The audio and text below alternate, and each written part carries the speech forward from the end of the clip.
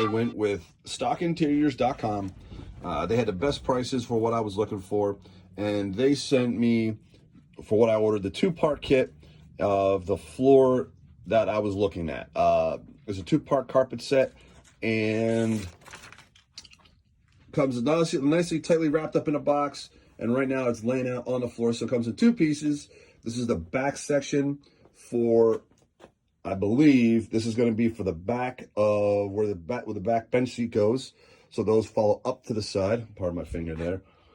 And then this is the front carpet section. So obviously driver's side, these are probably the kick pads, your heel pad right there, and this will go over the transmission tunnel with space up there, so I can work on cutting that and arranging it how I need it for the floor shifter, and then over to the passenger side. Initially, when you get the box, I'm trying to follow the directions, trying to be a good builder, and they will say to lay it out flat, try to get some of the wrinkles out of it, and work on that. My next step I'm going to do is actually measure from side to side. There we go. And find my center line. I'm not sure how accurate that is for a center line, so I'm going to measure it across the bottom, get the center line, and take a piece of chalk, mark the carpet where the center line is going to be, and also find the center line in the car. So something I just saw that I figured I'd share with everybody is this. Minus the puppy paws. A couple pieces of string that are tied into it here and also here.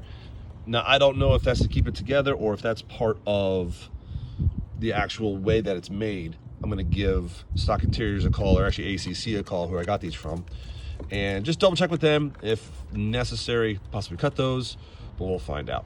If you're to let you know off the top of my head, I'll tell you what I find out. So I gave stockinteriors.com a call, and these little tie-ins here, they told me that you can go ahead and cut that out and adjust it as need be. I didn't do it yet. I want to do a dry fit placement in the back of the car, especially for this is the rear section. You notice that we've got some hills and valleys here on the transmission tunnel. I did do a measurement as best I could from that little section there across, here to this section here. That measured at 64.25 inches, and check that, 64.5. So my center point was here. I measured it out to be 32 and change, or 32.25. Exactly. So I'm gonna do a dry fit place first. I'll tape that, show you what I got. I did mark my center line. We'll see how that goes, and we'll go to the next step.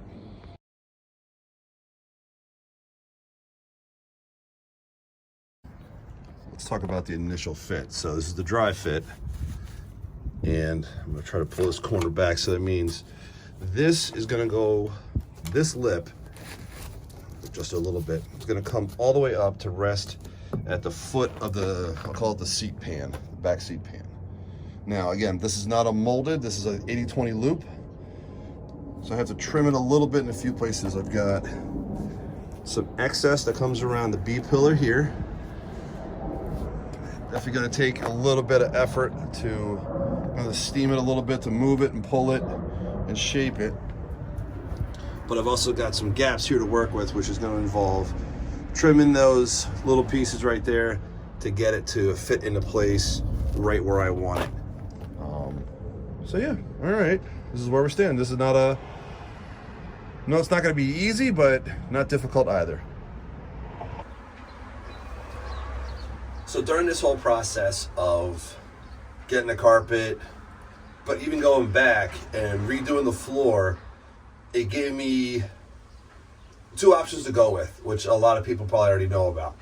One is a molded style carpet, which goes from front to back, has everything covered as it fit in. Or two, go with the two-piece one, which is what I went with. I did a little extra work to the floor, and I was afraid that the floor wouldn't work with a molded carpet because I did a couple modifications on how the floor was laid out. It's pretty much the same with a few small exceptions. My only gripe is looking at the two-piece carpet, which is what, like I said, what I went with. Right here, where the the lip comes up from the floor pan to the transmission tunnel on the inside. It doesn't go all the way back, which I was hoping for. But even though that's going to be covered by the bench seat in the back, that's my only gripe. Other than that, I'm really, really happy with the way it showed up and its way laid out. I'll have a description below and a link below in the description, for what I went with. I went with stockinteriors.com. They're not a sponsor of this video. Wish they were. It would have saved me a little bit. But they had the color I wanted, they had the style that I wanted, and they had the two-piece that I wanted. All in stock. It came in within a couple of business days, and putting that in here today, which is what I'll be showing you guys in a little bit. So throw me a comment below of what you want, or what you're looking at rather, for your build. I know a couple people have showed interest in it, and like I said, I'm going to go through the video, show you what I'm looking at, what I'm doing, and hopefully this again helps out somebody in their build. Stay tuned. Talking to some builders, friends of mine, and also looking online. A lot of installers, the first thing they talk about is once you get the carpet, especially today being it's nice and sunny out, is to lay out the carpet in the sun and let the sun warm it up. What this does is some of the creases and the folds on it, it'll help relax the carpet so that way it's easier to install. So you're looking at the back, that's the back piece there. You're looking at the back to the front, and then up here obviously is the front side carpeting with the heel pad and a toe pad that goes right underneath the controls. So starting out, letting it rest for a minute, and then we'll start putting it in. After letting the carpet sit and rest for a bit, I have it sitting inside. Again, like I did earlier, I have my chalk line laid out for center line, which I'm going to put there on the transmission tunnel. Like I was told, you start from the center and work your way out, so that way you get rid of all the creases and bends in the carpet. Use a little bit of heat to maneuver it back and get it folded. The one thing I'm also looking at is this piece here. I want it as far back as I can to where it will be underneath this edge piece here, but also as close as I can get it back to the wheel tunnel. It's a personal thing. It is going to bring it up a little bit higher on this ledge, which is what I want, and hopefully that'll make it nice and neat. So again, we're learning. I'll keep you guys in tune with what I'm working with and how it's going. Stay tuned.